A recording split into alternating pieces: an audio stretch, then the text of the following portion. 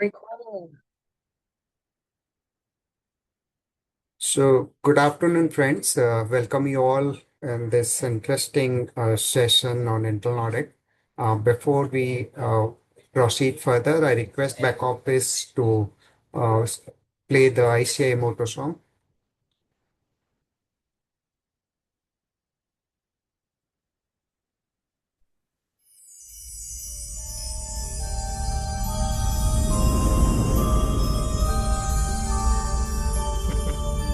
य एष सुप्तेषु जाग्रति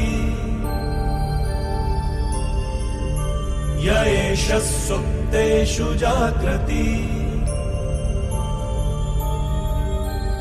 कामं कामं कामं कामपुरुषो पुरुषो निर्विमाणः निर्विमाणः तदेव शुक्रं तद्ब्रह्मा तद्ब्रह्मा तदेवामृतमुच्यते तस्मिन् लोकः शतः सर्वे तदूनात्यपि कश्चन एतद्वैता एतद्वैता एतद्वैता एतद्वैता एतद्वैता एतद्वैता.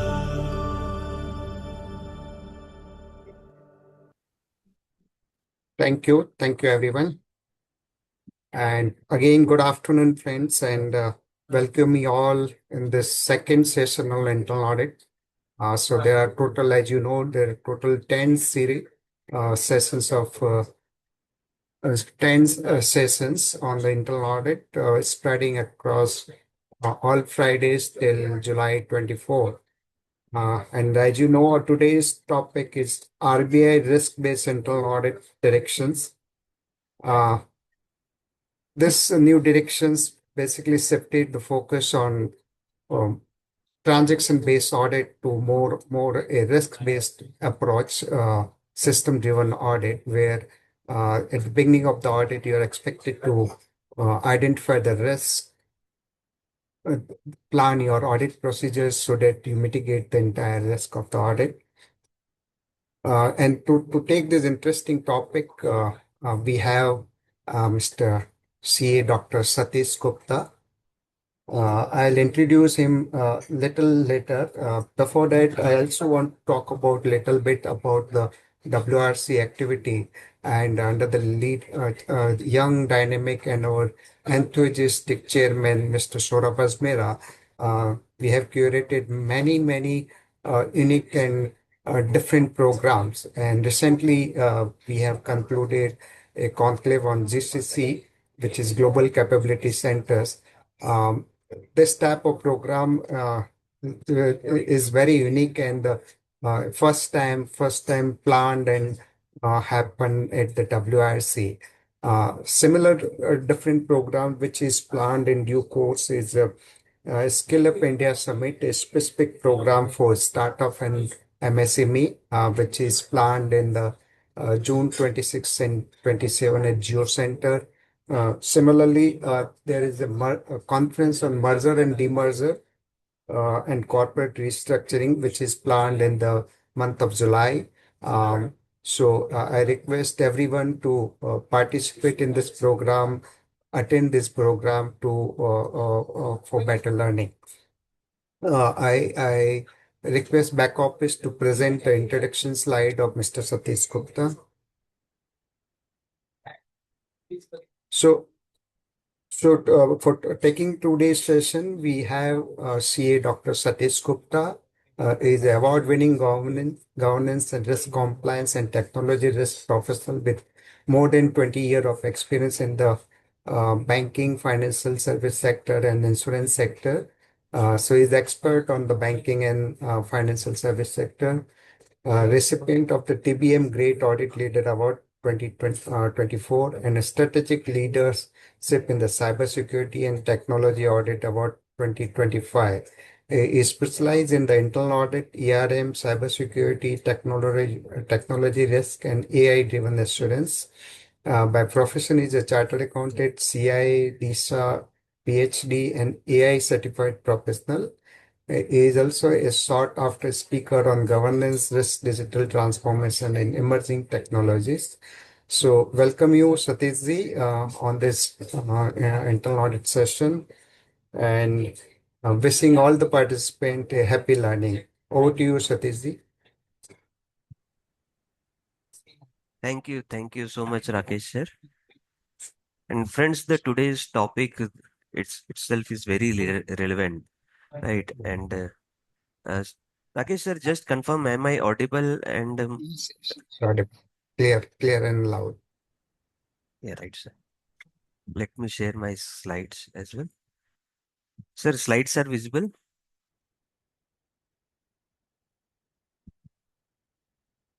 Yes. right? So, thank you. So, friends, today's topic is very relevant, and it is a transitioning from the checklist audits to the risk focused assurance. And if you look at the total BFSI sector, right, which is the regulated from the RBI, RBI role is day by day increasing and is changing. It is he that this institution is very active now. I would say it is hyperactive, and it is good from because in Indian financial and banking sector is much insulated because of its activeness. We have not seen a crisis like 2008, which the Western world has seen, Lehman crisis, right? Because in that part of the world, the innovators are so advanced, the regulators are much behind. But in India, right, the regulators are always ahead of the participants, and participants try to chase to match that pace.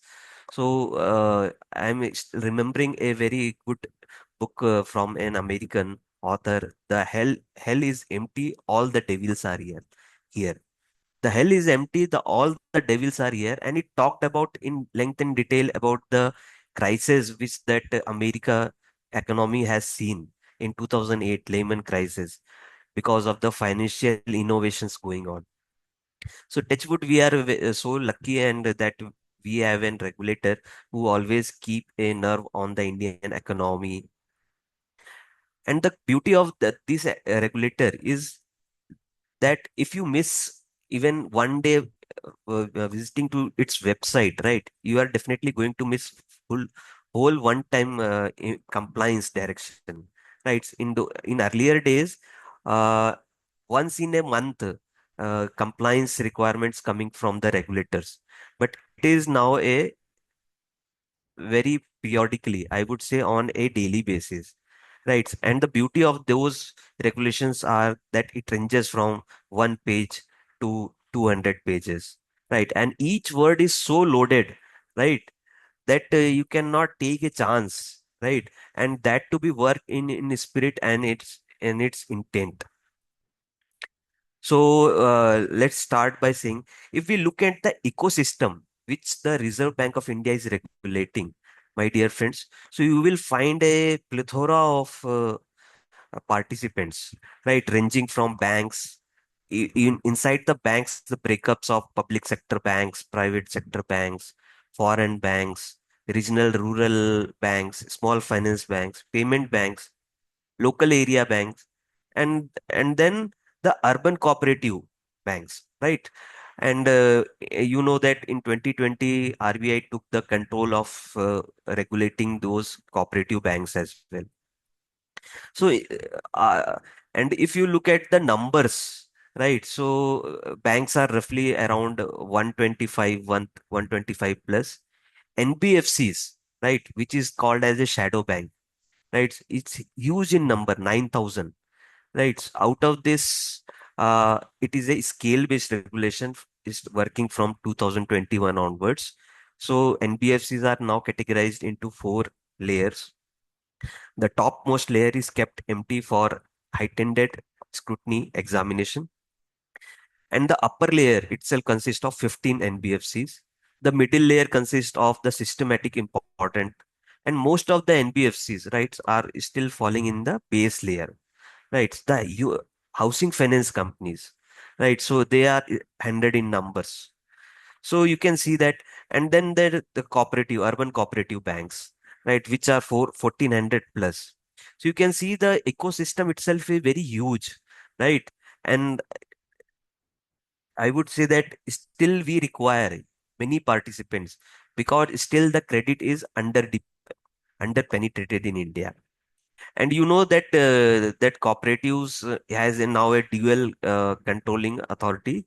The Reserve Bank is looking for the banking operations, licensing, governing loans, whereas that state registrar of the cooperative societies, right, that is the central registrar, is taking care of the management, election, audit structure. So today we will talk about the uh, entities which are directly regulated from the Reserve Bank of India.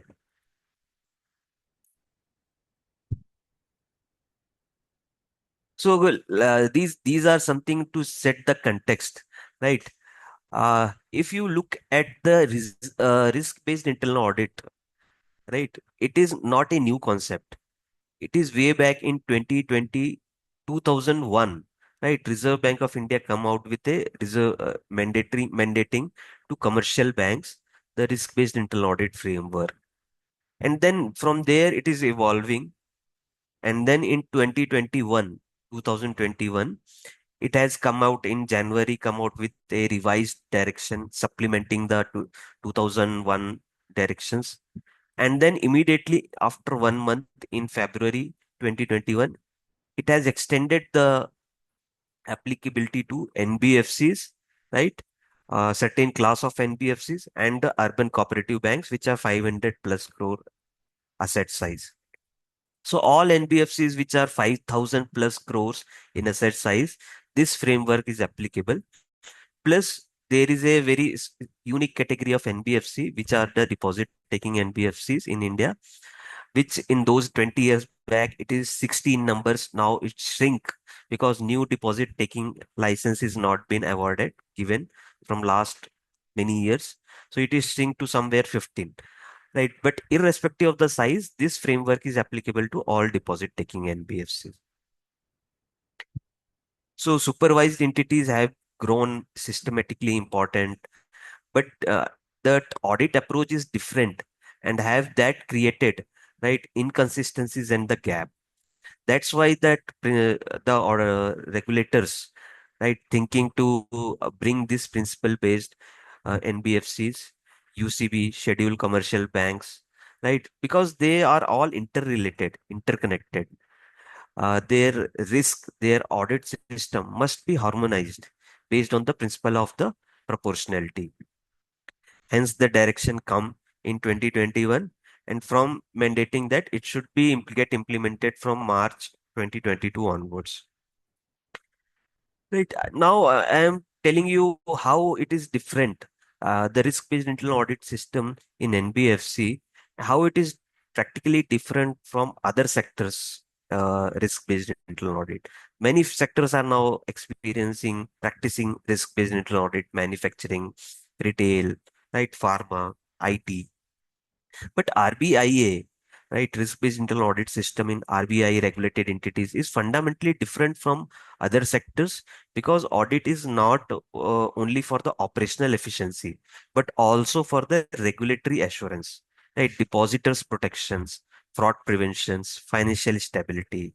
Hence, the RBI sector risk-based internal audit is more compliance-driven, branch-centric, because you know that banks and NBFCs are working on a very unique business model, having a head office at the core and then the branches. It is very risk sensitive and regulator focused compared to the normal corporate internal audit. So we always said that uh, the to safeguard the financial stability, the crucial role of the assurance function. And let me touch upon on the what constitute the assurance function. We will definitely come on the role of internal audit as a third line of defense. But let me comprehend on the assurance, what exactly constitutes assurance function in banks and the financial institutions. So RBI has many times endorsed this thought that whenever they are talking about the assurance function is constitutes of the compliance. You remember that Ghosh committee instituted in 1992, right, which talked about and created a position of compliance officers in banks. And now everything is digitalized. So RBI has its own portal called Daksh, from where they regulate the compliance on daily basis. Right. Then the risk management function is there, right? And you can understand the importance of this risk management, that even the whole Companies Act does not talk about forming a risk management committee. Whereas the Companies Act talked about having a audit committee of the board, but it does not talk about having a risk management committee. But that mandate is coming from the Reserve Bank, right? So you can understand how much important an emphasis Reserve RBI is giving to the this function, risk management. And then the internal audit, risk based in started in 2002. It's then extended to NBFCs in 2021 as well. The main message of the RBI is that these functions are no longer just the support departments and sitting in the background. They are now central to the stability and survival of the financial institutions. So banks are now in today's economy showing better numbers, balance sheets are stronger, and overall performance look stable, right? But Reserve Bank also gives a warning that good times should not make institutions careless because and complacent, right? Because many risks actually build silently during the periods when everything appears to be very comfortable, normal, right? And therefore assurance functions have a very important responsibility to identify the risk early before they become the crisis. And I urge all of you, my dear friend participants, that please keep posting your questions, right? We will keep this very interactive, right? And as a disclaimer, I would like to give that the views expressed, the opinions expressed are here are my own personal, right? It does not constitute to my employer, present, past.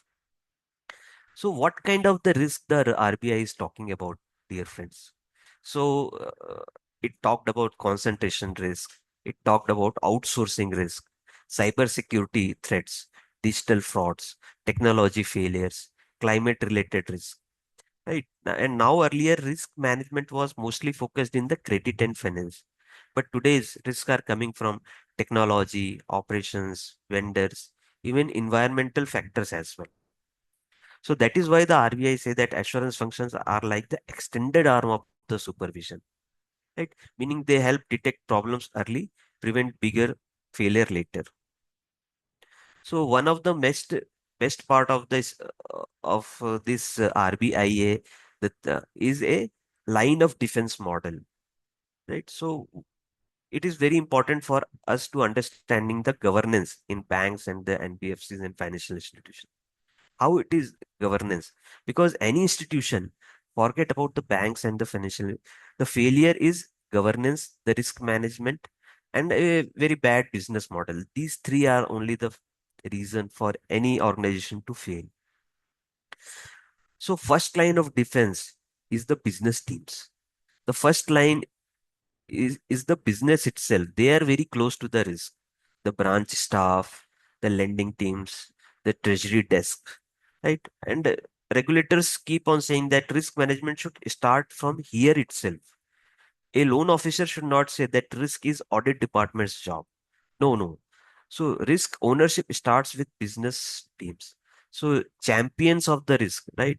It is the model which is constituted by as a first line of defense. Second line of defense are the risk department and the compliance department. So these teams create policies, monitor the limits, ensure that RBI regulations are followed properly. And then regulator says that these functions must remain independent as well. Because if compliance becomes influenced by business pressure, then controls become weak. Third line of defense is the internal audit. So internal audit must be that it is an independent, objective assurance and consulting activity, ensuring that the controls are working, risks are properly managed, governance is effective. And now the RBI expectations have been changed significantly. Earlier, audit was more the checklist driven based, right? Today, regulator expect that we should do risk-based audits, continuous monitoring, centralized analytics, right, and use of the AI and data analysis. So internal audit is becoming more proactive and technology driven.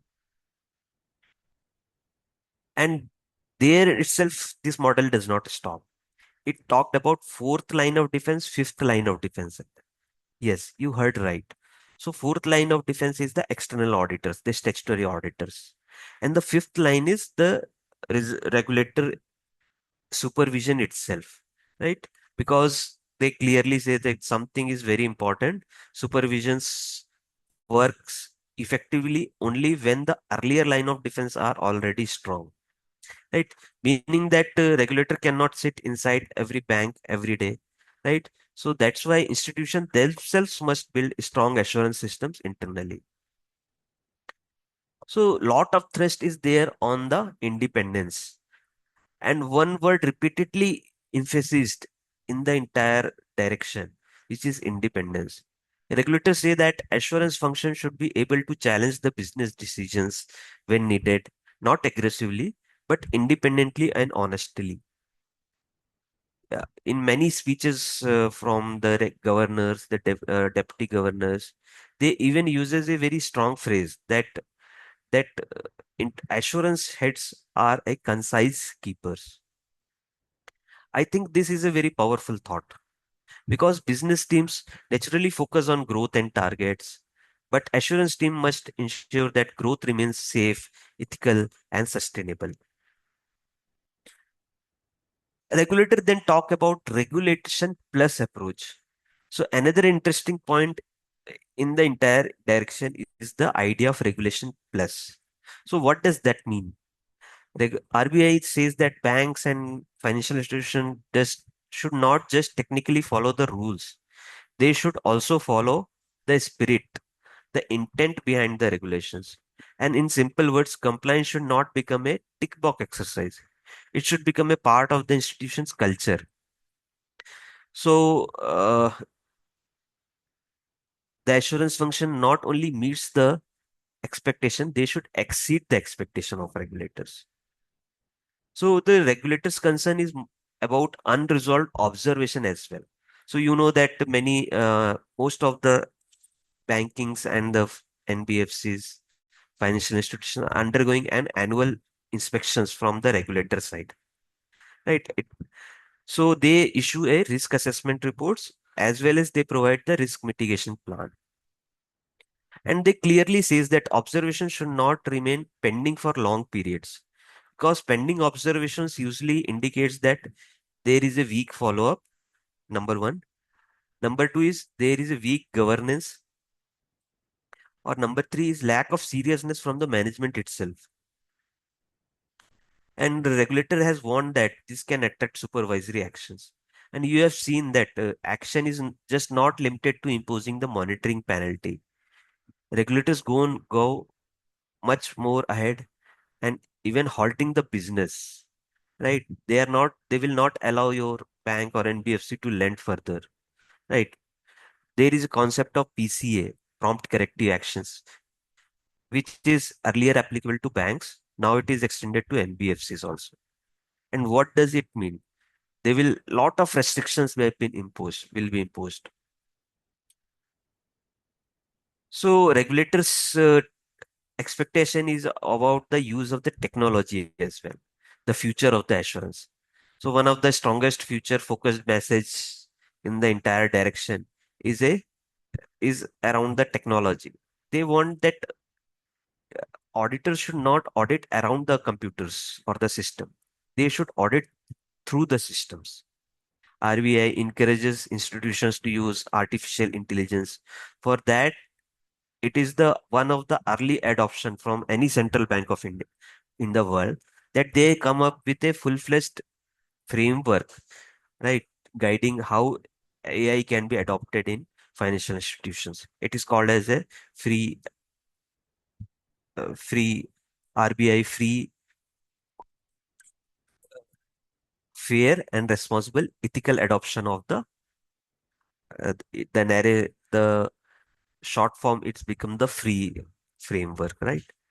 So idea is don't wait for losses to happen, right? Start using the AI, machine learning, data analytics, centralized monitoring systems, especially in the internal audit. Identify unusual trends, right, early and act proactively. This is a big shift from the traditional auditing. Regulator talked about the dynamic audit frequency as well.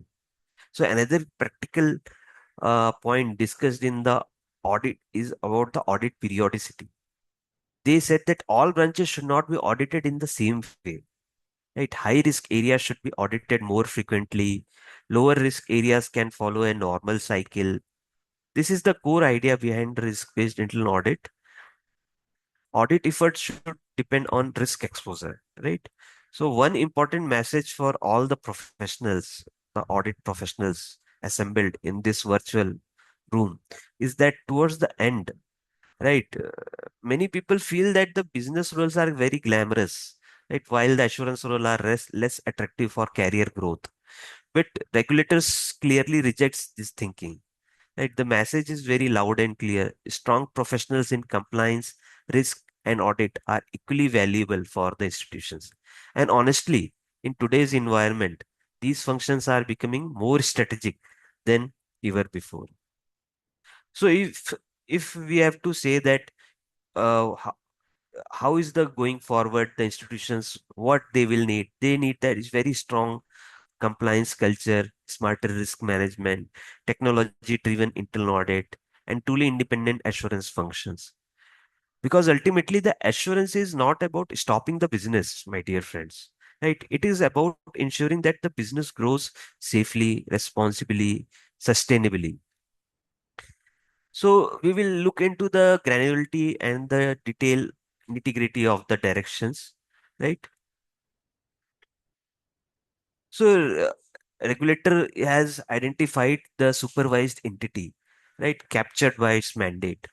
And they said that all deposit, as I told you, deposit taking NBFC, irrespective of the size, non-deposit taking NBFCs of 5,000 crore and above, right? Then urban cooperative banks of 500 crore and above, and all commercial banks, right? Scheduled commercial banks has to adopt this risk-based internal audit framework. And the shift from the reactive checking to the proactive assurance has been mandated. Right. So for in traditional audit, what is the primary focus? Primary focus is on the transaction testing, accuracy of the records, legal adherence, right?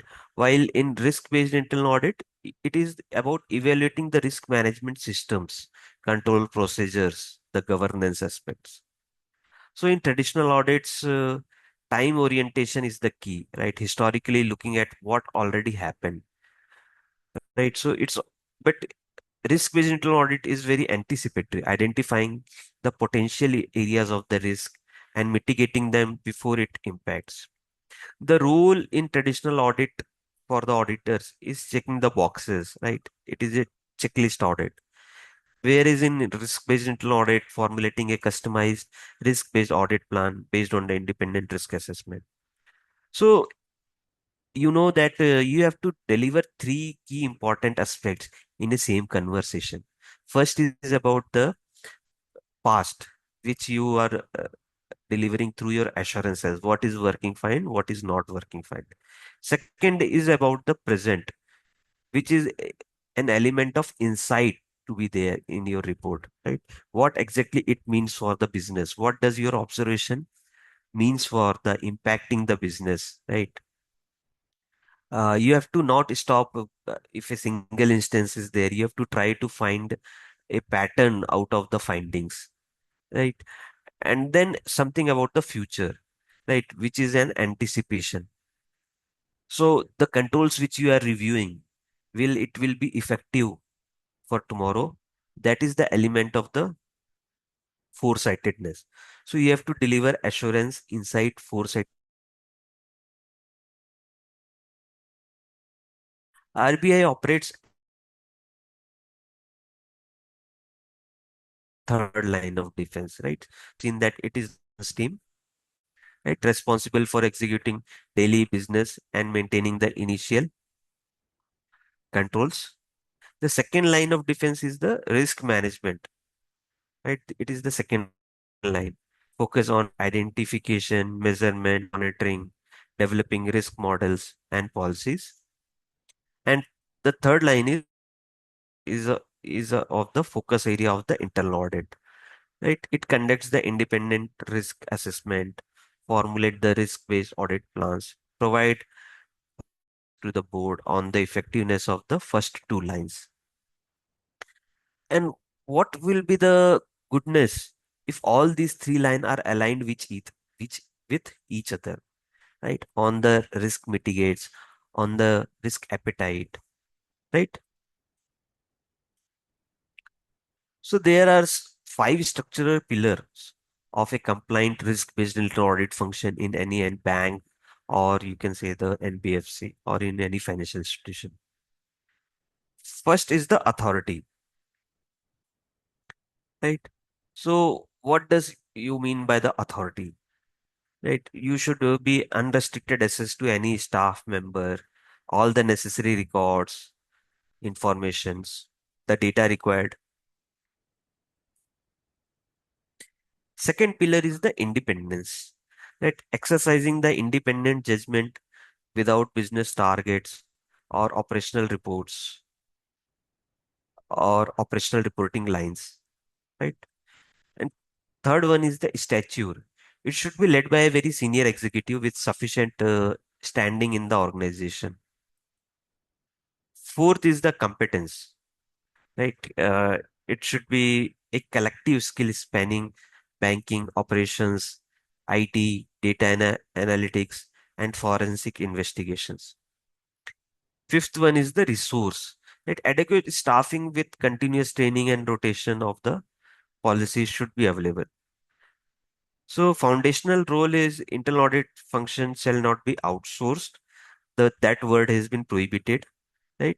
Experts may be hired on the contract for specific gaps, but total ownership rests with the regular RBIA functionalities. So this is a very good example where many of the work has been co-sourced, right? So circular talked about co-sourcing of the arrangement. And what does it mean? Uh, right. So it talked about whenever the function is some of the functions like very specialized audits, like IT and IS audits, like reviewing the ICAP internal capital assessment process, like compliance audit or treasury audit. Whenever it is co-sourced, the responsibility accountability remains with the internal audit function only. Now, and this is very clearly told in 2002 circular itself. So it's said that there should be certain checks whenever uh, it is co-sourced with any external agent firms, right? Before entering into an outsourcing arrangement for risk-based internal audit, the bank should perform the due diligence. So satisfy itself that outsourcing vendor has the necessary expertise to undertake the contracted work, right? And the contracts is in writing, should be in writing. It should be at minimum. Yeah.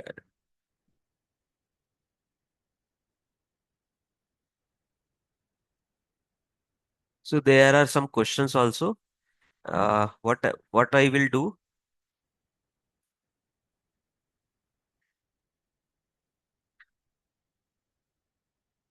Yeah. So I will keep answering on these questions. Huh? I am reading the chats. There are certain questions coming in. Yes. Yes, definitely. We will explain this with example. So whenever you outsource is prohibited. co-source the audit uh, with an external firms. Usually for head office audits, many CF, right, it is co-sourced in many of the banks and NBFCs. The scope, the frequency of the work to be performed by the vendor, it should be very clearly, right, noted upfrontly. The manner, the frequency of the reporting, arrangement for incorporation of changes in the terms of contract should then if the need arise, right? And the locations where the work papers will be stored, right? There should not be any dispute later on. The supervisor are to be granted immediate and full access to the related work papers. The management should continue to satisfy itself that the outsource activity is being competently managed, the co-source work. And the all work done by the audit vendor should be documented and reported to the top management through the internal audit department, right? So you can one cannot go away from their responsibility, citing that it is co-sourced.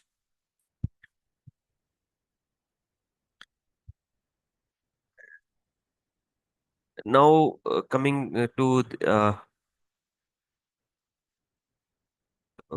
I think the slides. Oh, slide has been closed. I think. Let me reshare it.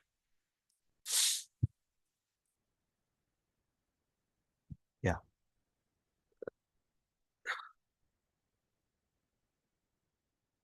Hope my slides are visible because someone is saying that it is not changing.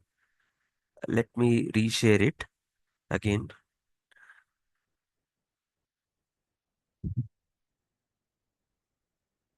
Yeah.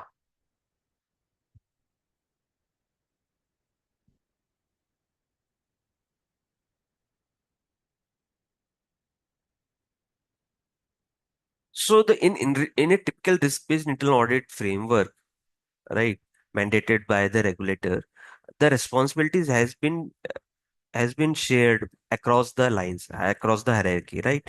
So what the top level oversight, the board and the ACB responsibilities are, first you should have a policy in place, right?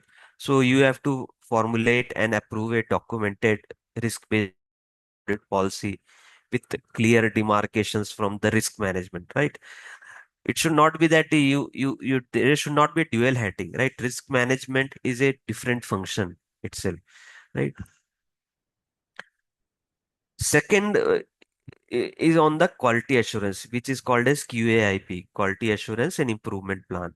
So maintain an annual quality improvement program and promote the use of new audit technologies to reduce the manual testing. Third is the prioritization. Prioritization, how it is being annual plan, right?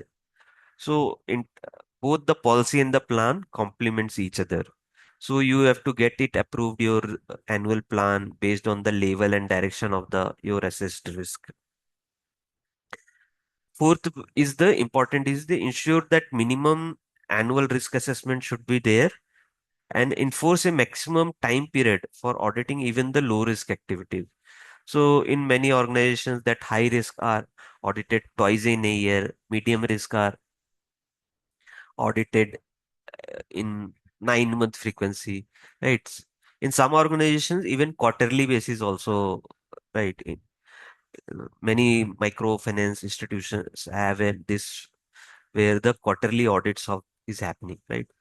So medium risk category, 6 months in every 6 months, and then low also low because low risk does not mean zero risk, right? So you have to get it audit at least on annual basis, right? So it is not mentioned that annual basis that will be decided by your board approved policy, but uh, that frequency when the even the low risk activity will be get covered, that should be a part of your policy. So execution flow. Now we have seen the responsibilities of the topmost authority, supervisory, which is the board of directors. Now, second is the executive management, senior management, and what is their role in the ecosystem, right? So established and resource, right? Build a very comprehensive independent function staffed with skilled personnel of the right aptitude and the attitude. Second is action and remediation. Right? Take immediate actions on internal audit findings within the given time frames.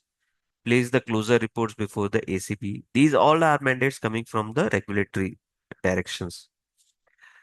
And then third is the risk consolidation. Present a consolidated position of all major risk to the ACB board, at least on annual basis, integrating inputs from all audit firms. Right. So, friends, my dear friends, there will not be much. See, the core of the internal audit will always be the same, right? It is it comprise of hard skills and the soft skills, right? So you should know as an auditor the audit standards, risk management, internal controls, data analytics, the financial auditing, IT and cyber security, regulatory compliance.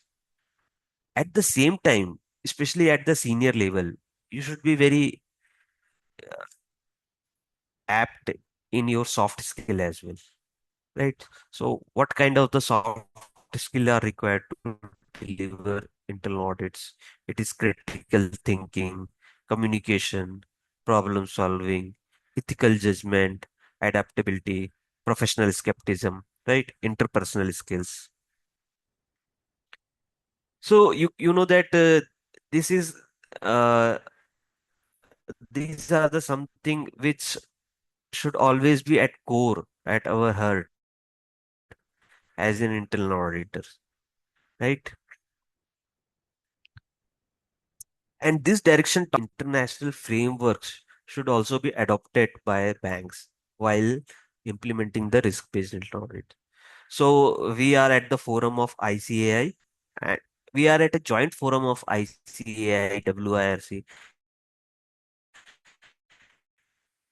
and IIA Bombay chapter. So let's little bit touch on those aspects. So starting with ICAI. ICAI already come with a series of internal audit standards. Although it is not made mandatory, but it is completely revamped and it is effective from April 2026, the new set of internal audit standards. Right. The problem is because many other than chartered accountants are also involved in doing the internal audit. So if ICAI will implement this, it will be applicable to their members. Others will not follow. So it will be kind of not justice for because anyway, internal auditors of CA, chartered accountants body, they will be they will be under more documented procedures. So it is currently kept as voluntary. Maybe after 2 to 3 quarters reviewing that, a final decision will be made. I urge all of you to please go through it. It is very beautifully drafted, right? Second is from the Institute of Internal Auditors. It is a global body, right? And they completely revamped their internal audit standards in 2025. Yes. And it is effective from January 2025. It has come out with a topical guidance as well.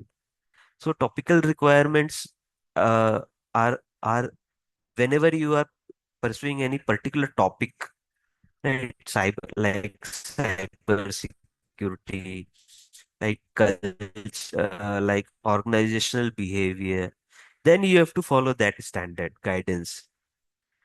And the standards are new standards are in 5 domains.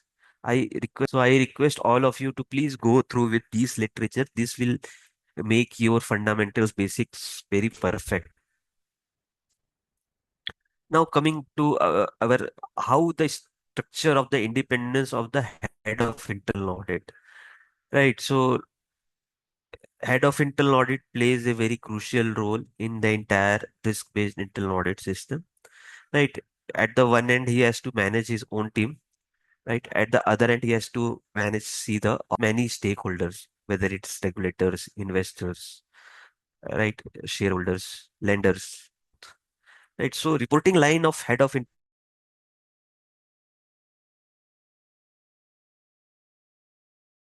but this, there are two requirements. Uh,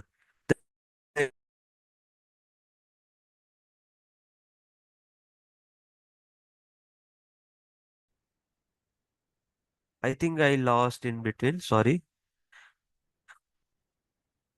Yeah, network issue. I'm sorry for that. Yeah.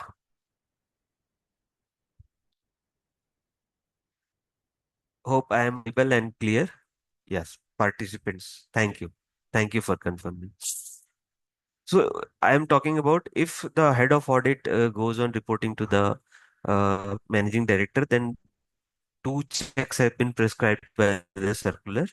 First, check that in that case, the reviewing authority is the audit committee of the board, and accepting authority is the full-fledged board of the directors, right?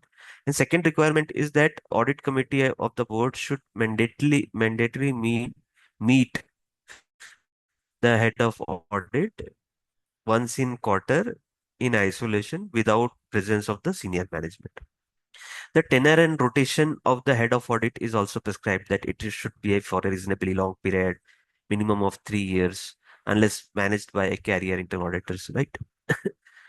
And it also said that the head audit should be having direct access to the ACB, right? The remuneration firewall, that pay must not be linked to the financial performance of the business lines. They audit to prevent the conflict of the interest because a lot of independence objective involved with this position.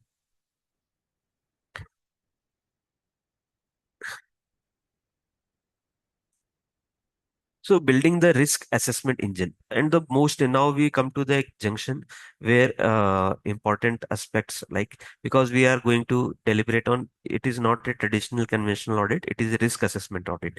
Here I keep a pause and let me check with any questions which I can probably answer till now, so as to maintain the right the pace. So most of the that slides are not getting changed. Okay, we have done this. Right. So can you please understood which AI tool can be helpful in conducting? So I will not talk about the tool because it will be kind of a pitching, right? But let me tell you, it is the need of the time, right? There are in particular in our industry sector, we have to adopt the technology. And I tell you the four uh, areas where this AI can be adopted, and many organizations have already adopted. Right, first is on the collection side. So instead of a physical agent calling to a customer following up, right, the collection entire dump has been prioritized, risk-based prioritized. Right. So for X bucket, you must be aware of the terminology. If you are not, for those who are not aware, so X bucket where the amount is not due, right? And 0 to 30 is the EMI is due, but overdue is, in those cases, the telecalling is now done taken care by the bot instead of the physical agents. So we have also piloted this, and I tell you with a very conf very delighted to say that earlier our cost of collection is 290 rupees, right? And after implementing the AI in collection, it is dropped to just 17. You heard is right, 17, right? So in higher bucket, right, the physical agents can be are involving now. And on the NPA sites, which are more than 90 days past, use, the field visits are happening. So this has de-stressed the space because lot of the volume are on the expert and credit underwriting, right? So AI can be deployed. Many AI enabled integrated tools are in place, right? Underwriting business rule engines has been right has been devised, formulated, where you have to just collect the raw information of the borrower, and the system will take care of based on the predefined rules, right? And most of the checks validations happen inside the system. For example, the KYC checks happen inside the system itself. For example, the credit bureau checks happen inside the system, and system are so intelligent that it take the decision itself, right? Uh, Third, and then we have to, while devising this business rule engine, we have to ensure that there are certain non-negotiables as well, right? For example, in negative profile.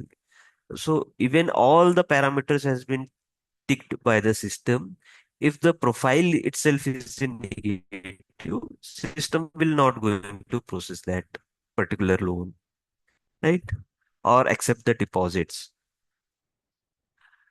Third one is on the sales side, right? So how the revenue can be increased? Which customer has to be given a pre-approved loan offer based on his past repayment track records, right? So these are the areas where AI can be deployed and already start deploying. So hope I answered this.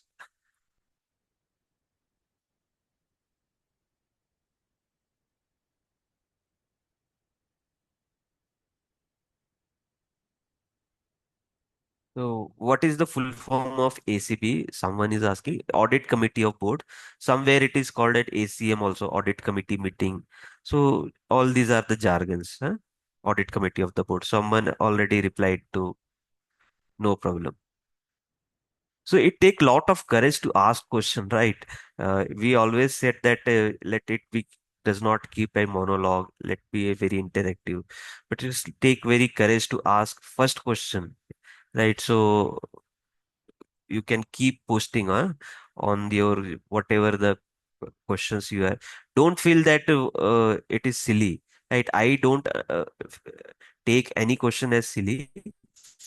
So but you also don't think that however sound it ridiculous, right? Please keep on asking. Your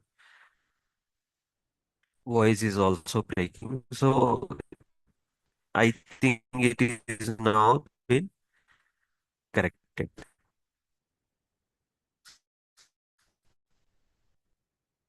So now let's move on to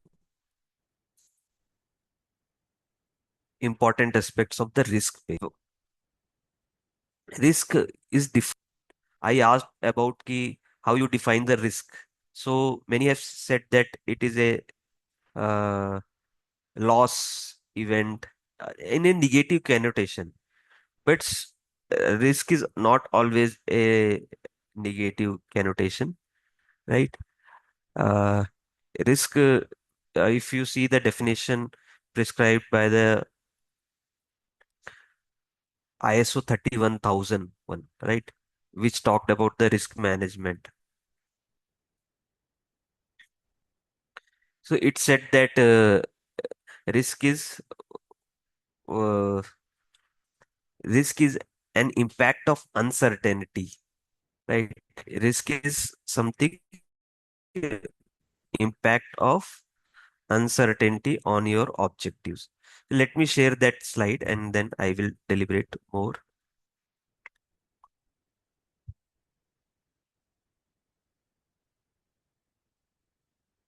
Yeah, I'm not getting that slide. Okay. I have to close some of the windows. Actually, many windows has been is, is open. That's why it's creating problem. Hmm? Ah, now it has been sorted out.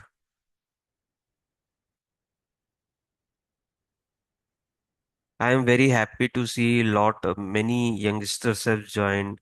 The numbers itself is very encouraging. 200 participants has joined this webinar, and I thank all of you that on your We can already on the corners, right? But you chose to devote your time. Thank you so much. And let me share uh, the risk. So I just want to touch upon on this because this is very crucial, right? Introduction to the audits itself is a risk-based internal audit. So what is a risk? It is uncertainty and variability, right? Which bank or NBFC has more risk, right?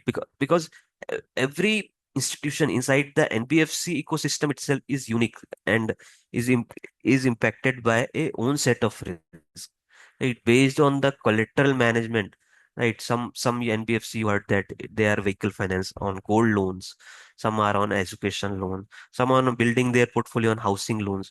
So based on their expertise of managing the collateral and their geography knowledge, right? These NBFCs are mastering themselves and placing positioning themselves. And if I take this with the help of analogy that banks are just like an airlines, right? Very regulated, on schedule. Fintechs are very sleek, right? And they are just like an aggregator, cab aggregator, right? Aggregator, Ola, Uber, right? Uh, Wherever you want to go, you can just book. So, and how, then what analogy can be extended to an NBFC, right? They are the railways of India. They go where no one want to go, right? Underserved, unprivileged, new to credit, right? So that kind of the business model NBFCs are. And this question is always be there. Will NBFC will survive? I heard it from last 30 years, this debate. And let me tell, many big NBFCs are NBFC because of choice, not by compulsion, right? That is their business itself, business model itself. Ability of the laws, but Institute of Internal Auditors define the risk as the possibility of an event occurring that will have an impact on the achievement of the objectives. So risk is measured in terms of the impact, magnitude, and likelihood, the probability. The level and direction of risk matters, right? So what are the probabilistic measures? Expected loss and the unexpected loss. And this is the typical, the typology of the risk which financial institutions are facing.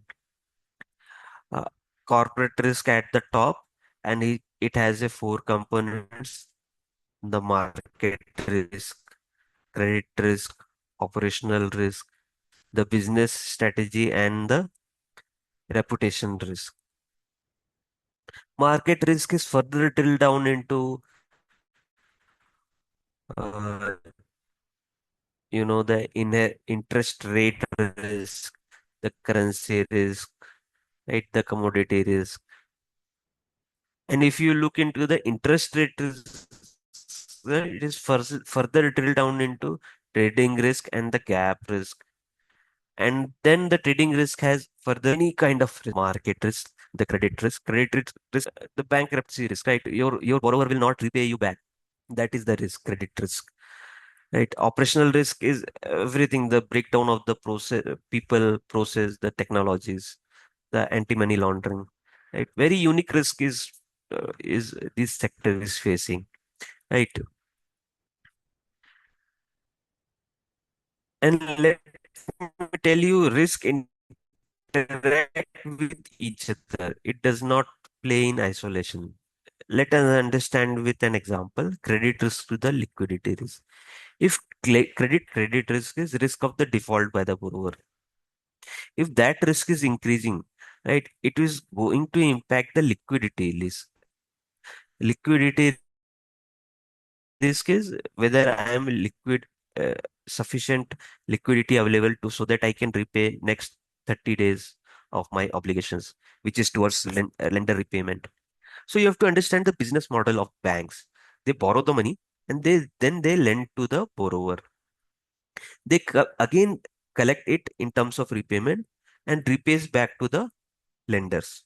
And in between the spread is there, which this sector called it as a net interest margin, right? Net interest rate, someone's. If it is a rate, it is a net interest rate, and it is very wafer thin, right? And in that net interest margin, they have to run the entire organization, right? For example, for biggest what is the employee size count in a one of the biggest NBFC or banks, right? Their salaries are there, right? Then infrastructure cost is there. Everything they have to manage in that net interest. So again, then the concept of the cost to income ratio. So from the net interest margin, there are certain costs also involved. So gone are the days where 45% of cost to income is considered very good, right? If you have to be successful, you have to bring that efficiency. And someone is asking ki which AI is good, uh, right? Artificial intelligence tool is good. I would now let me bring that discussion here in this concept setting, that whichever system technology will help you to be more efficient, because the everyone has the same skills, right? You can be more profitable by reducing your cost to income, right? 45 to 30, if you bring it down to 25, how the linear you are, the more profitable you are. You have to generate profit from the same pool of the portfolio. So these are the concepts. So if credit risk is increasing, it is going to impact your liquidity, because increase in default will definitely your credit rating will come down based on your credit rating. The lenders are lending you, right? So if it from example triple B, it will go to double A to triple B, then there is sudden increase in the rate of interest, 1 to 2%, which is very huge, right? And then and you start repaying higher towards your repayment of the borrowing cost has increased, right? So it will definitely impact your liquidity risk. So in this way, each risk is interconnected and interplaying with the each other. That's why the role of the internal risk-based internal audit. So one cannot say that this is a satire. That sure the glad that the whole is not at our end. So all the departments, all the people in a bank, right, are are are riding on the same boat. So hence unexpected loss. And then there are certain unknown unknowns as well, right? And there are certain known unknowns as well. So that's why one has to build a culture of risk awareness, because it is said that culture will eat your strategy for breakfast. If culture is absent, right, and the litmus test of culture, uh, right, is how well your people are collaborating with each other, right? It should not be a musical chair or a blame game, right? The buck stop at each one of us. That's there the role of the culture. So top management is there, who should be very risk sensitive. They have a 30,000 feet overview, right? Understanding the importance of the risk, forward looking, risk versus return, risk versus growth. So risk is something where you know that what would be the loss, expected loss, right? Whereas in uncertainty, you don't know the unexpected loss. So there is a difference between uncertainty and the risk. So employee education should be there for awareness, right? Effective communication should be there, right? Risk should not be in silos. Capacity to understand interaction of the various risks. So role of the assurance, what the us internal auditors, someone has asked me to give the examples. So these are the very good example. What is the role of internal auditors in the risk responses, right? So, for example, you know that there are four categories of risk responses. First is to terminate the risk. Second is to tolerate the risk. Third one is to transfer the risk. Fourth one is to treat the risk, right? So, you know that transfer of the risk is insurance. You know this, all these examples. So, what is the role? The role of internal audit in the risk responses. So, if the management choose to terminate right activities if the risk they are pose are too high or too costly, then the process to audit is action plan and projects to terminate this activity projects how it is going to terminate the risk. If the risk response is to tolerate the risk, so most important are the MIS. You have to see that the risk is getting monitored, right? Because in big of the banks, right, there are that 8,000 branches spanning across the length and breadth, nook and corner of this country. So which branch is doing what, right? Operational risk is very huge. And many times senior management or the board come through about the issues through newspapers, right? Because local newspapers nowadays, media is also very active. These things come, right? Lot of news are going on currently about other banks and the financial sectors, right? So most important is the MIS, very granular, right? If the risk response is to transfer the risk, just like in insurance, right? Then you have to audit the process of how it is getting transferred. And if the risk response is to treat the risk, right? So these include the familiar accounting and operational controls that have been the focus of internal audit for many years. So while treating the risk, SOP prescribes that if the NPAs goes on, then what what would be the correction, right? You have to meet the customer thrice in a month, right? So you have to see that whether the physical visits are happening or not. If the visits does not bring the results, then there is a clause of repossession of the assets. If it is a vehicle finance, vehicle is repossessed. If it's a house, right, mortgaged with the lender, then that is also under the securitization. So you have to see that all the steps has been taken or not. So as your role as an individual internal auditor in the risk management is to be aware of the strategy first, right? And have the knowledge on the fraud auditing, forensic investigations, have the data mining analysis knowledge with the IT and cyber security, have that industry specific knowledge with risk management aptitude. Business knowledge is very important, my dear friends, right? You should feel the transaction. Then only you will be a very good auditor. Communicate and recommendation through the reports. So governance and assurance of the risk is availability of the board and the committee members, right? It will ensure that governance is there. Lot of committees are banks and NBFC, right? Quality and the professionalism, the independence, the framework for the oversight, the monitoring mechanisms, right? The compliance, and then the risk management. So, what is the credit risk? Let us see, understand it with some examples. The credit risk is a risk of default, the downgrades, the concentration, and the recovery issues. The market risk is something about interest rate risk, is currency risk. Nowadays, lot of external commercial borrowings, right? Borrowing from foreign institutions. So liquidity risk in a bank in an NBFC, the two most critical risks are the capital adequacy and the liquidity risk. So inability of the company to meet such obligations as they become due without adversely affecting the entity's financial conditions. Right? Such risk could be specific to the company, right? And it can also impact the entire financial system. Market turmoil in 2007 and 8, you aware of that importance of the liquidity to the banking system, right? And when the importance of liquidity risk realized, and when the importance of the liquidity risk, this is a question I am posing to for my audience.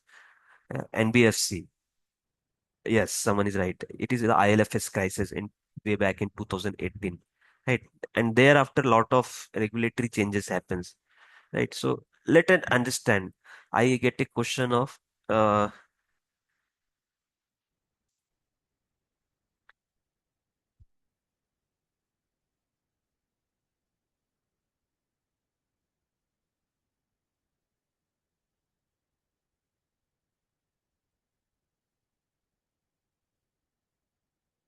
oh, oh, oh.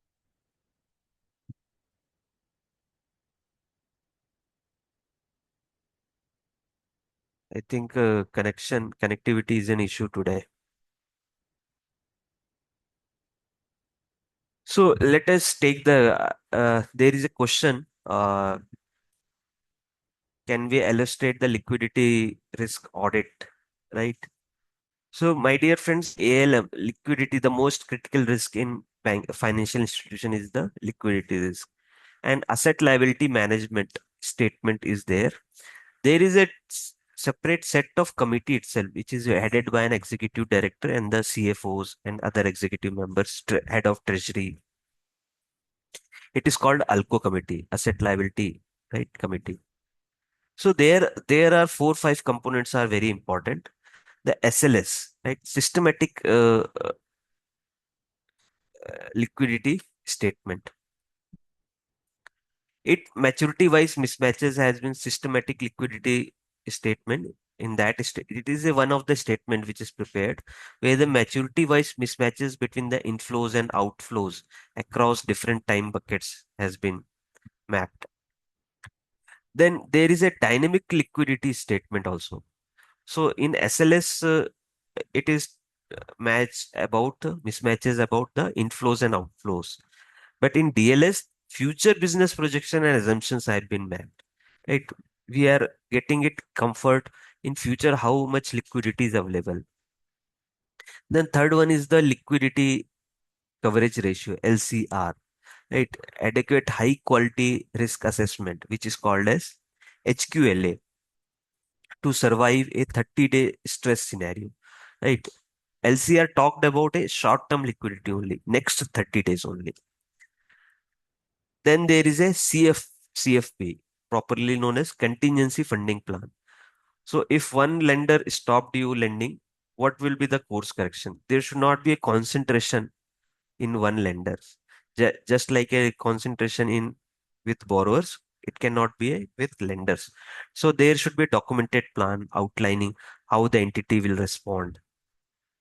There are some interesting ratios have been computed. Stock ratio, popularly known as, like liquidity ratio, the quick ratio, the cash to deposit ratios, right? So these, when we look into, we will get a comfort of and audit the liquidity risk.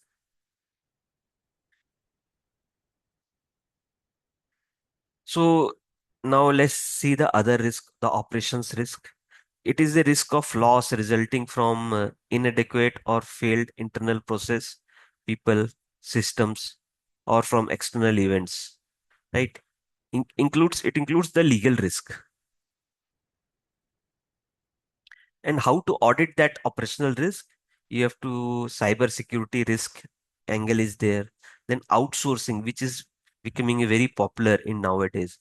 So regulator has come with a two direction. One, outsourcing in financial service, right? Where, for example, for collection, if I involve recovery agent or agency, right, it come under outsourcing of financial risk. But for my uh, IT department, right, information technology department, if I outsource my network management with some vendor, IT vendor, right, it will fall under a different set of instruction itself. And lot of outsourcing happening in the IT technology, especially in a middle layer NBFCs or a mid-sized bank. Right? You have to see the business continuity planning. You have to see the KYC and anti-money laundering. So anti-money laundering risk is always very high in financial institutions, right? Consumer protections. Regulators are very keen. If and uh, the name of RBI, you will see the red eye, right? If there is deficiency in service to the customers, borrowers, right? In fact, there are theme on which the regulators are nowadays working, and their most of their audits are in around this 4C. What are these 4C? First is the corporate governance, right? So we have seen the governance, what exactly the board is there, committees of the boards are there, competent boards, right? They're meeting the frequency, policies, plans are in place, strategies, right? The second one is the compliance, because we at the start we said that lot of master directions, right, regulations coming from this regulator, Reserve Bank, right? So compliance with those directions. So in a typical small size NBFC, right, 1500 odd laws are applicable. And it is a nightmare for any compliance professional, right, to do it manually. So that's why regulator has mandated to adopt the use of technology, right? Automate that. And they said that it should be comprehensive, entity-wise, very integrated, workflow-based, right? So each one of the word is very loaded. So when they say that entity-wise, it should not be a very in silos that HR has its own software, Treasury has its own software, right? Everyone should be integrated, right?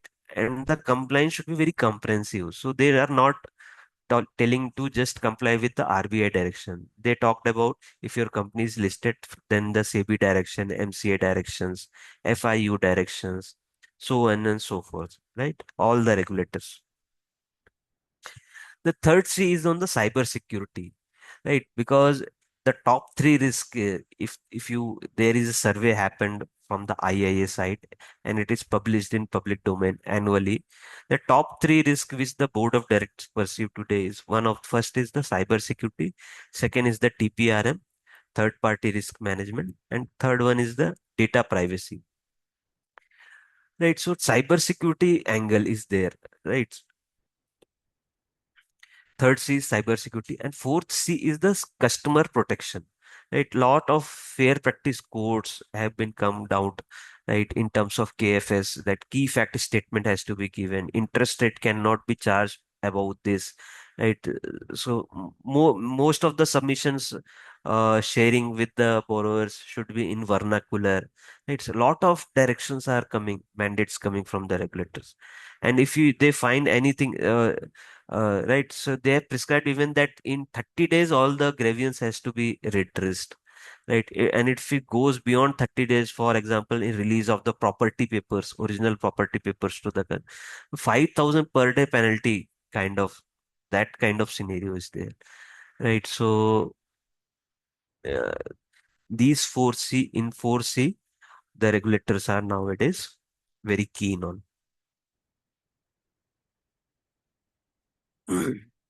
So let's understand the risks involved, right? So there are three risks: inherent risk, the control risk, and the residual risk, right? So inherent risk is very high in this space. Inherent risk indicate that intrinsic risk in a particular area or activity of the business could be grouped into low, medium, high categories depending on the severity of the risk. And then for financial institutions, the inherent risk stems from a variety of the sources, namely from the credit, the investments, the liquidity, etc. And from audit point of view, the assessment of the inherent risk should be done without any adjustments for other factors, right? Even in the audit universe, there is a always a risk of material misstatement in financials and statements or returns, which is it's a inherent risk.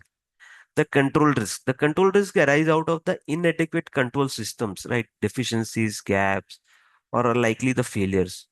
The financial institution should manage and control existing and new risk arising from their activities or the products. Right? They can do this by putting in place the appropriate policies, the practice, the systems. that are commensurate with the inherent risk taken, right? And in the existing control process, the control risk could also be classified into the low, medium, high categories. So this graph is very interesting, and we have plotted the on y-axis the controls, on x-axis the risk. So if the controls are not documented but followed, right? So it is called as an unexplained risk. And if controls are not documented and not followed, this is called as the latent and hidden risk. This is the most critical, right, significant risk, material risk. And if controls are documented but not followed, that is a control level risk, right? And if the controls are documented and followed, then it is a low risk. So in this way, the risk categorizations happen, and the role of internal audit is where at the control level risk, right? That phase. Of course, they can work on and come with the latent risk and control level risk as well.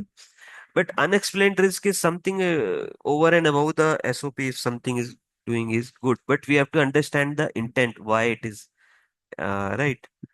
Uh, the intent behind following that control, which is not documented. And then when we subtract from the inherent risk, the control risk, we got a residual risk. So residual risk is the risk that remains after efforts to identify, right, and eliminate some or all types of risk have been made. Right. So inherent risk is huge, huge. I would say if this much is the inherent risk, then after applying the controls, the risk is narrowed, right? And that inherent risk should be always be well within your risk appetite, which is the board approved document, right? So this is the overall framework.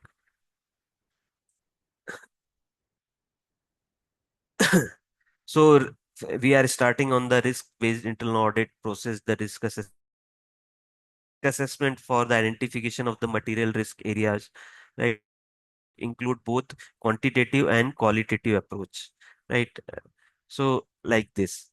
Now, let me come quickly to you on the how these risks are mapped. So we are seeing that building the risk assessment engine, because the audit itself is a risk-based audit, right? So how it is getting mapped in your annual plan, or right, when you are or when you are executing your audits. So let me share one another document.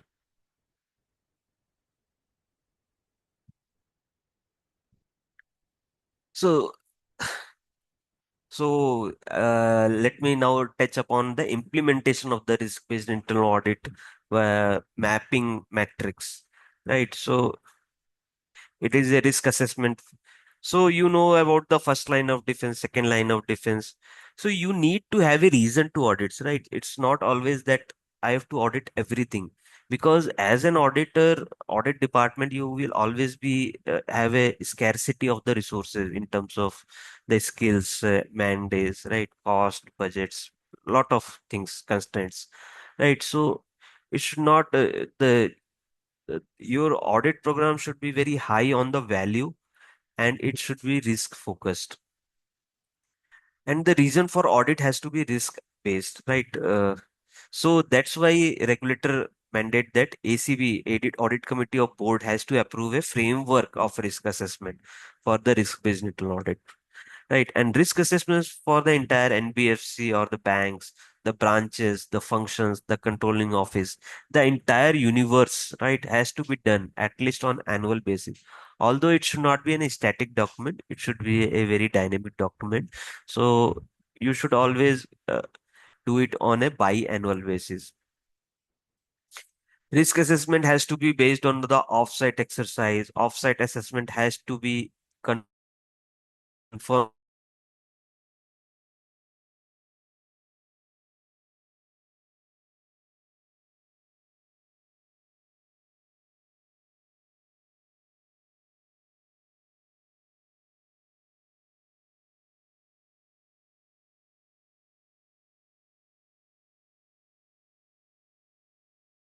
So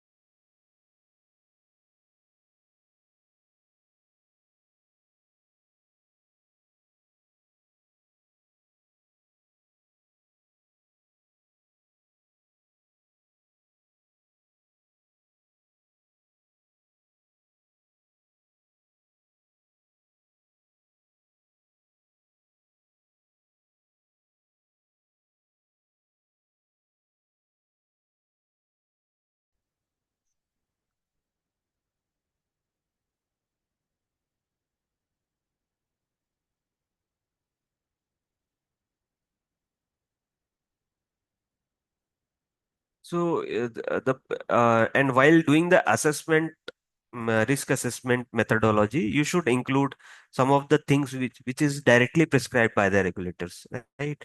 So you have to factor the previous internal audit reports, the scores, the compliance status, the proposed changes in the business line, or change in focus, or change in key management persons, significant change in the management, right? Results of the latest regulatory examination reports, report of the external auditors. If industry trends are there, then other environmental factors you have to factor. Time lapsed since the last audit, right? The volume of the business, the complexity of the activities, the substantial performance variation from the budgets, right? So all these are the things which you have to factor while assessing the risk. And then based on the risk assessment, you will prepare a plan which has to be approved from the audit committee of the board. So it is known as the heat matrix, right? Based on your risk assessment, you will get a risk audit matrix, right? It is based on the impact and likelihood, right? So the red part is very intensive management, where the likelihood of the risk is also high and the impact is also high, right? So there you need to deploy more resource, audit resource, right? The periodicity of those audits falling in this space should be very frequent, like this, right? So anticipating the areas of the potential risk and mitigating such a risk, right? That is the main purpose and the motive of the risk-based internal audit. So now that you have learned that how it is different from traditional audit, right? It is a good time that you should see the entire process in a nutshell, right? So it start with defining the objectives, criterias, and risk appetite, then understanding the business environment and process, right? So it is a five-stage process, I would say, right? At the first, you have to inventorize all the audit universe, right? Whether it is an area, branch, function, process, team, right? What else? Everything you have to define the audit universe. Second, you have to apply the risk assessment. We have seen the how to apply the risk assessment. Third is based on your risk assessment, you have to prioritize ranking. Some ranking has to be done, right? Fourth is you have to then deploy the resources, right? Plan for the resources. And fifth one is then present it to the senior management, the audit committee of the board and the board for aligning it with their expectations, right? Because if internal audit has to be relevant, right, and collaboration is not compromising. So uh, don't confuse the concept of independence when you are right aligning the expectations while aligning the expectations. In this five-stage process, the risk-based internal audit plan has been formulated in banks and NBFCs. Right, so you have seen the elements of the various risk parameters.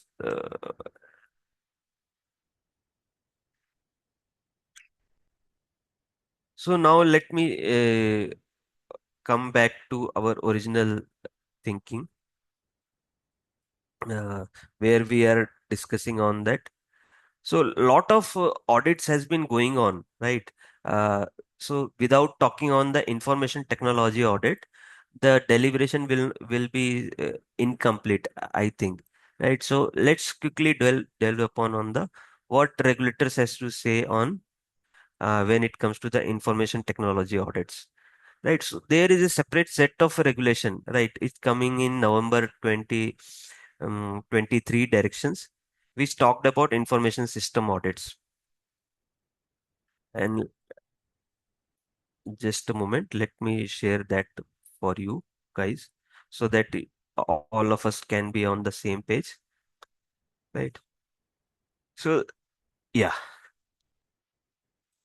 So information system audit, what they are saying, the audit committee of the board shall be responsible for exercising the oversight of the IS audit committee of the RE, regulated entity. There is a difference between regulated entity and supervised entity, right? So regulated entity is a much broader concept where the regulations is applicable to all, even the CIC, credit information companies comes fall under the ambit of regulated entity, but they are not supervised entities, right? Supervised entities where the regulator themselves go and audit and see that the regulations prescribed by them is being followed or not, or risk mitigation is really taking place or not. So regulation asks that we should have a place in IS audit policy, right? Information technology policy. And what should be the component of that policy? It should give the description of the mandate, the purpose, the authority, the audit universe, periodicity of the audit, right? Periodicity is coming defining by the companies, banks, NBFCs, IS audit policy, not by the regulator. So they are not asking you to do it by in every 6 month or in every quarter, even not the annual, right? They are only saying that policy should be in place and policy should be reviewed at least annually, right? So critical issues should be highlighted uh, related to the IT, information security, cyber security, right? To the entities RE's management. And and then they are saying that there should be a separate IS audit function or the resource who possess the required professional skills and competence within the internal audit function.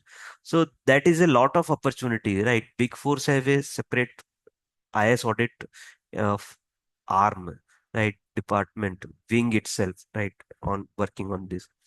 So where the RE uses the external resources for conducting the IS audits in areas where skills are lacking within the RE, the responsibility accountability remains with the internal audit functions. And then regulators want that it should be a continuous auditing approach, right, for critical systems like for servers, right, for important applications. It should be continuous audit, right? Trigger-based audit also if data migrations happen, right? If some cyber security incident happen, then post-incident that audit has to be performed.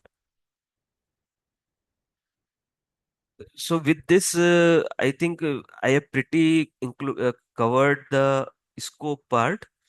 And let me quickly see that what exactly is left in our deliberations, today's deliberations, so that we can cover it in our remaining time, and then we will go for question and answer also.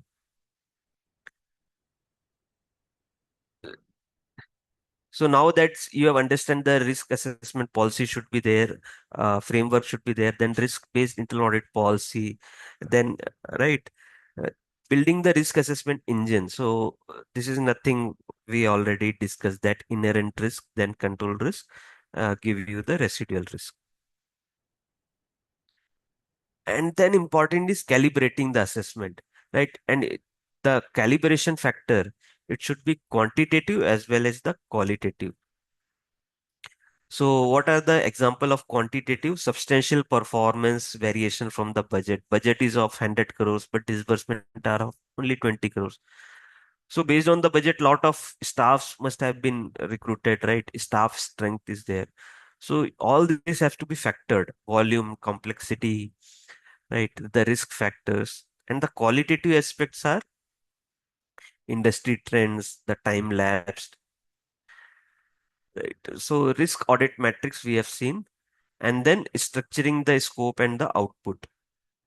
So scope must be specifically customized for extremely high, very high, high, medium, low, right? So we have seen that how it is to be prioritized.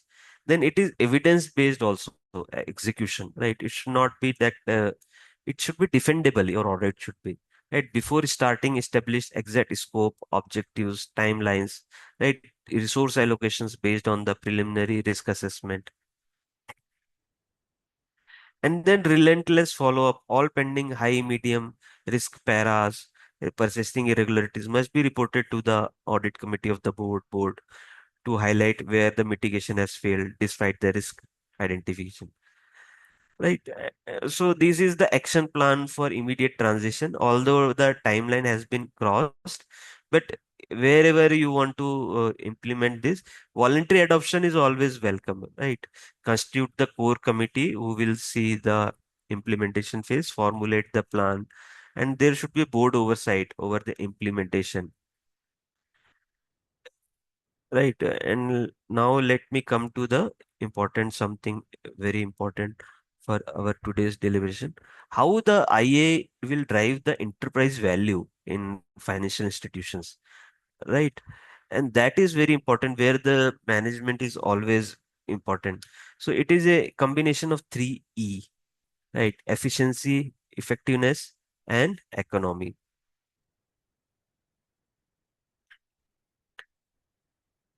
So let me share that piece for you first, and then we will. So go ahead and form a function which is very competent, which is very mature, very digital enabled, and very future ready. And there are four critical dimensions to a future ready auditors that you should have these four acumens. Ba- Must have, right? First is the technical acumen, mastery of the core auditing standards, the practices, what the regulators' directions are there. For example, in November 2025, lot of churning happens, right? Revamped by the RBI. It is now entity-wise and function-wise, right? So almost 9,000 direction has been consolidated and rephrased into some 240 directions. And now it is entity-wise and function-wise. So technical acumen should be there. Second is the business acumen. So understanding the industry. If you are in a banking auditor, so you have to understand the bank, how the bank works, business model, and then your company, your particular company, because every company business model, every bank's business model, every NBFC business model is different, right? Third acumen is the digital acumen.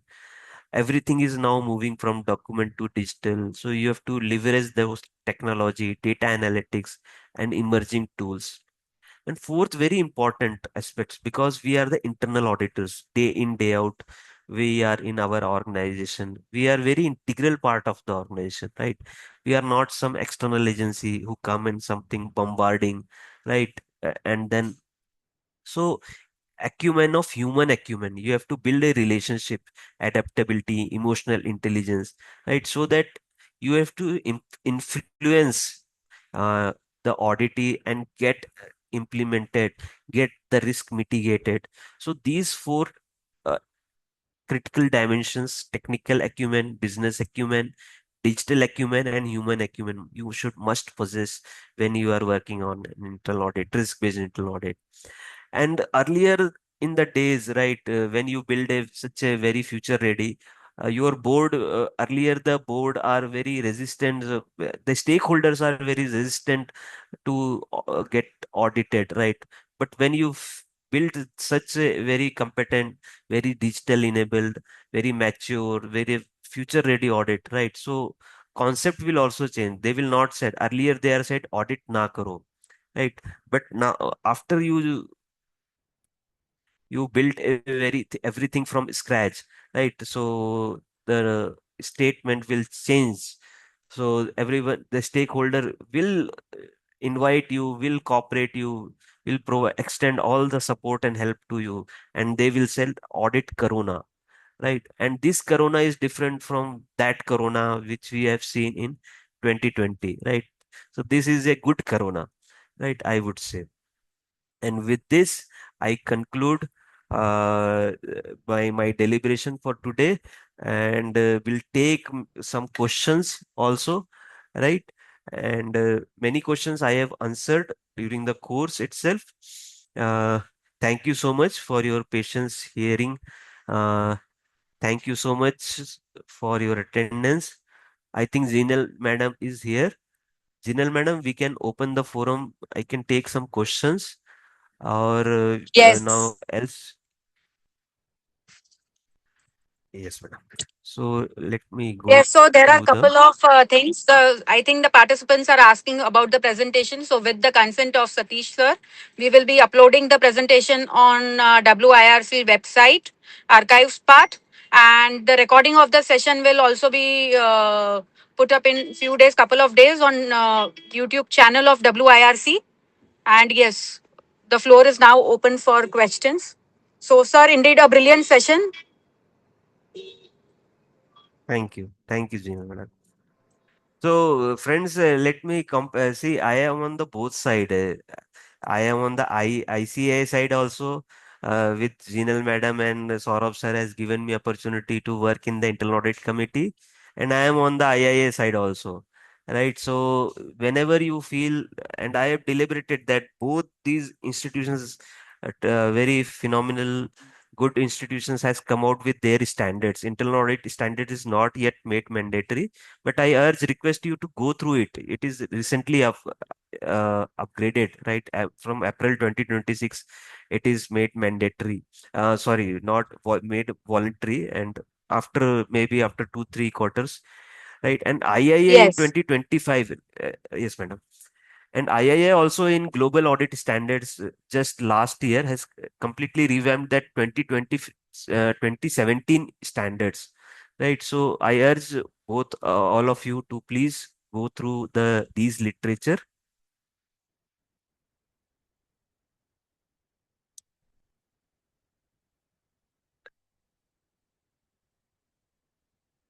Madam, if no questions are there, we can conclude. Yes, yes. So where can we read internal audit standards? So the institution Sure. has its publication, Compendium of Standards on Internal Audit. So recently, as Satish sir said, that there are 21 standards which are upgraded and they are there uh, for sale also. The Compendium is out. Right. And do all functions needs to be audited on an annual basis? So, sir, can you answer, Satish sir? This is over to you. According to me, our scope is defined by the audit committee and the management. So, whatever is there in the scope, we need to do it. So, yes, over to you, Satish sir. So, see, my take is on internal audit. See, statutory audit scope is very narrow, and it is prescribed from the Companies Act directly, 143, if you refer the sections. But internal audit has a privilege based on the comfort between the stakeholders and internal auditor. They can go up to any limit, right? And I'm remembering, madam, when I starting my career, one of my chairman of that bank has told me, Satish, no surprise, and that is the scope, right? So based on your comforts, internal auditor comfort and the management, you can go and deep dive into any of the areas, any of the happening. And I would say that in all the affairs happening in your bank, NBFCs, financial institutions should go under your scanner as an internal auditor.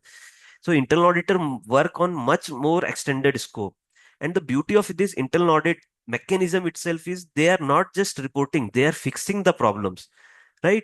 So that much that's why lot of regulatory push is also from regulator side to institute, because in other sectors you will not find that regulatory push. That manufacturing 138 Companies Act is only the exception, which mandates certain class of companies to have an internal audit function. But for example, RBI, they are asking to have that internal audit function if a certain criteria has been already been fulfilled, right? So scope can be always be very descriptive, is always be very risk based. Don't try to audit everything, right? Or you should always be have a scarcity of resources in terms of the manpower, in terms of the budgets. So that's why the concept of risk based, where the risk is high, deploy those resources in those risk areas, material risk.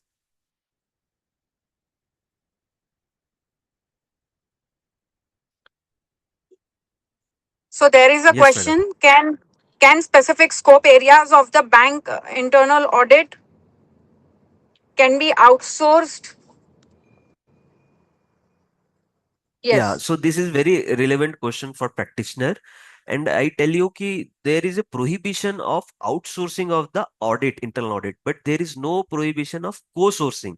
So there will be a one functionary, say example, head of internal audit, or one person inside the company who will be in charge of the internal audit. He will not be relieved from the accountability and responsibility aspect, but regulator has given this freedom based on the skill scarcity to bring experts, right? And most of the, if you look into the top big fours firm, they have a very huge big arm of IS audit wing, right, which are working for banks, right? So these are the areas, new emerging areas, right? For example, treasury, these are beautifully complicated, highly complex function. There one should always bring an external experts, right? And these external experts has an eye and visibility across the industry, multiple sectors. So they will come bring a very new horizon.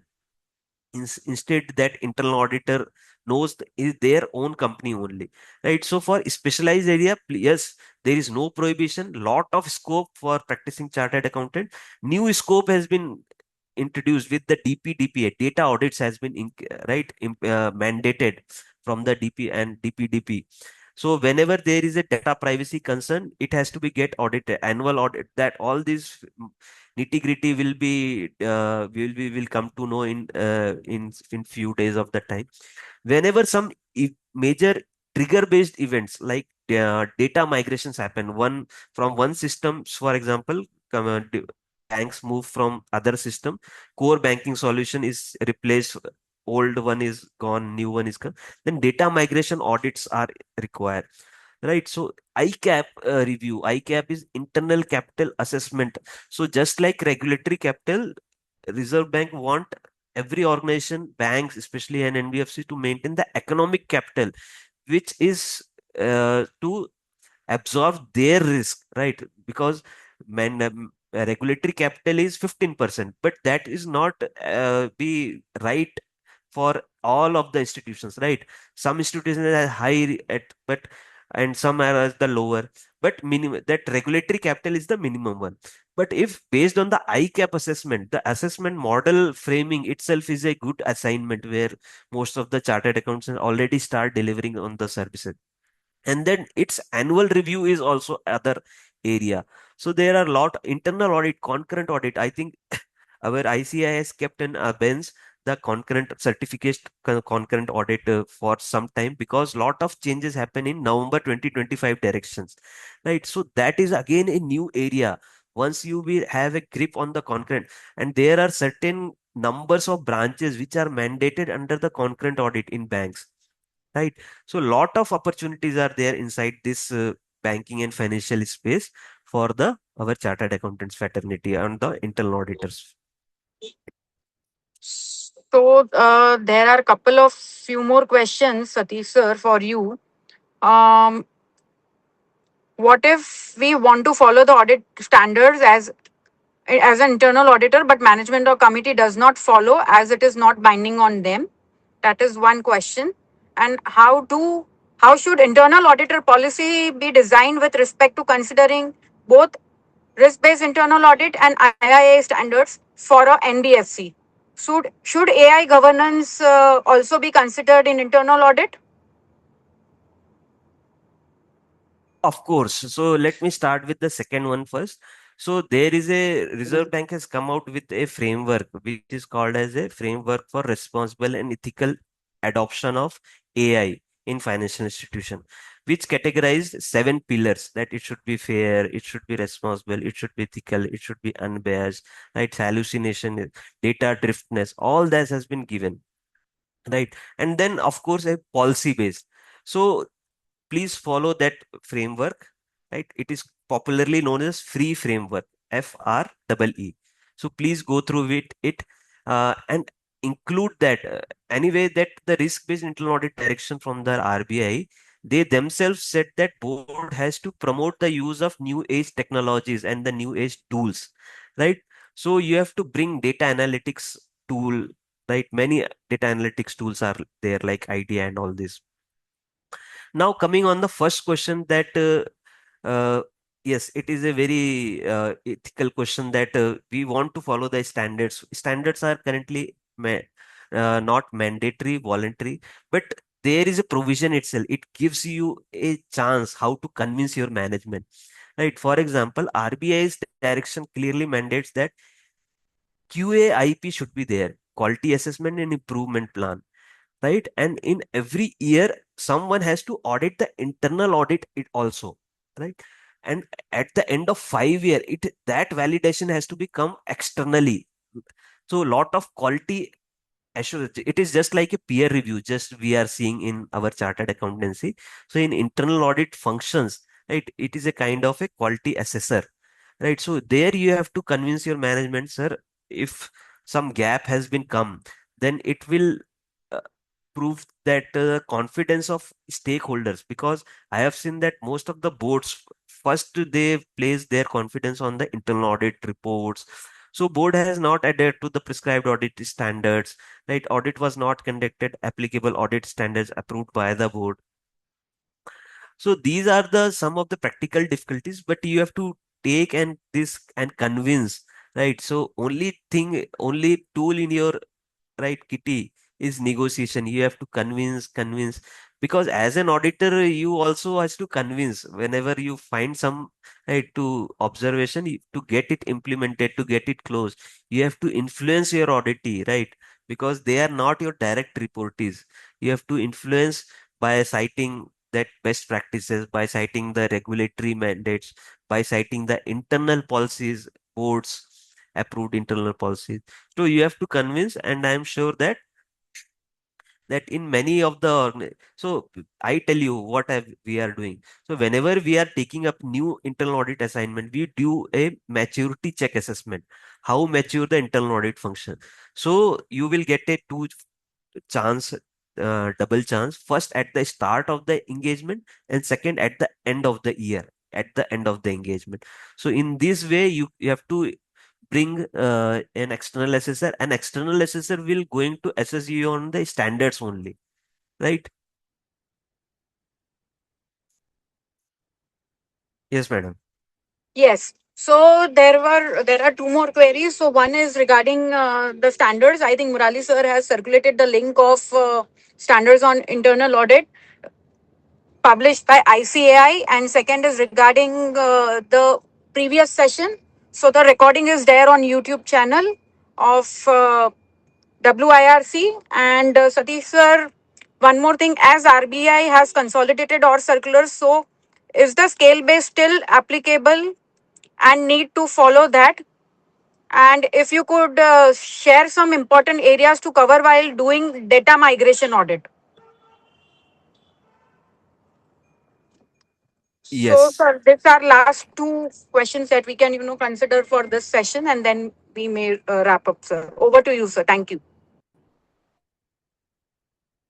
Right. So first question is on the scale based, because a lot of changes happened, right? So let me tell you that in November 2025, lot of changes, some 9,000 circulars has been uh, abolished, and 240 entity based and function based directions has come into the play.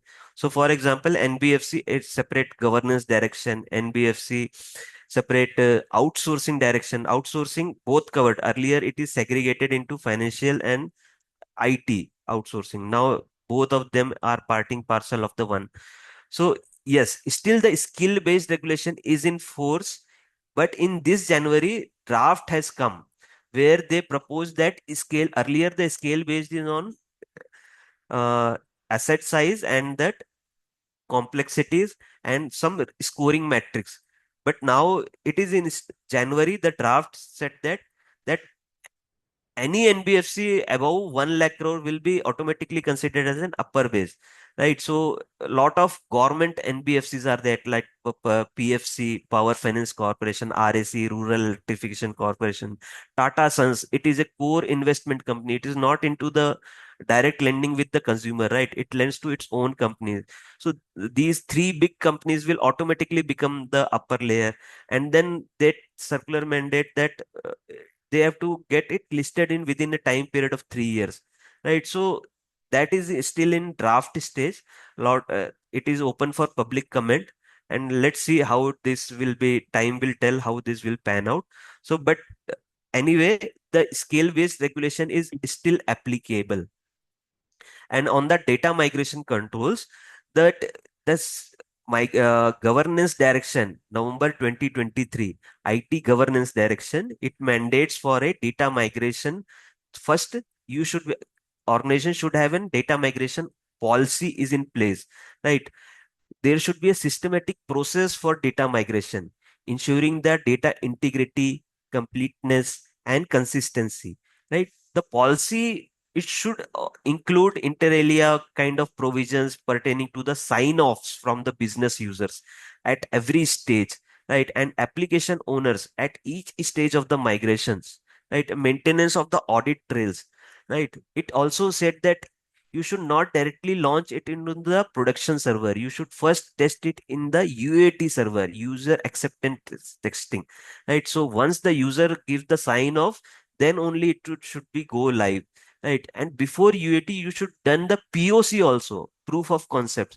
So POC is just like a broad technical comfort taking that yes, broadly this system is going to be well integrate, because any system will not work in isolation. There is a provisions of straight through processing also. So if integration is a challenge, then itself that will be a very hindrance, right? So POC will give you that comfort. So lot of these aspects has to be seen in data migration audit.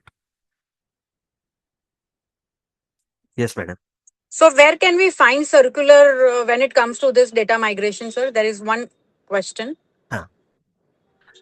Please refer the November 2023 direction, and the direction name of the Reserve Bank of of the Master Direction of Information Technology Governance, Risk Control and Assurance Practice. So it has consolidated all the three: governance, risk, control, and assurance, which is our audit. So these four aspects are covered. November 7. I am giving you the date also. 7th November 2023. You will find it on the RBI website. Just go under the notification page and click on 2023 year, then go to the month November, and then you will find it. So, sir, now it comes to propose a well-deserved vote of thanks. So, sir, it gives me immense pleasure to propose a well-deserved vote of thanks to a learned faculty like you who is also there on our committee. Sir, we are glad to have you. And for today's session also, sir, thank you so much for sharing your insights. As rightly said by you, we need to have as an auditor four types of acumen: technical, human, digital, and business acumen. So with all this, let us, gather all the, let us upskill ourselves and do our best as an internal auditor. With this, sir, thank you so very much for your time and efforts and for this wonderful and brilliant session. And also thanks to our WRC team and all the participants for making it in such a good numbers. And looking forward to see you again on coming Friday as we have how to audit how to audit in DPDP environment, understanding the ecosystem, data accessibility, so on and so forth. With this, thank you everyone. Have a wonderful day ahead. Thank you. Thank you, Zinal madam. While driving also you joined, taking that time. This shows your dedication to the profession and to the internal audit in general. Thank you so much. Thank Have you a so great much. weekend, everyone. Yes, madam. Thank you.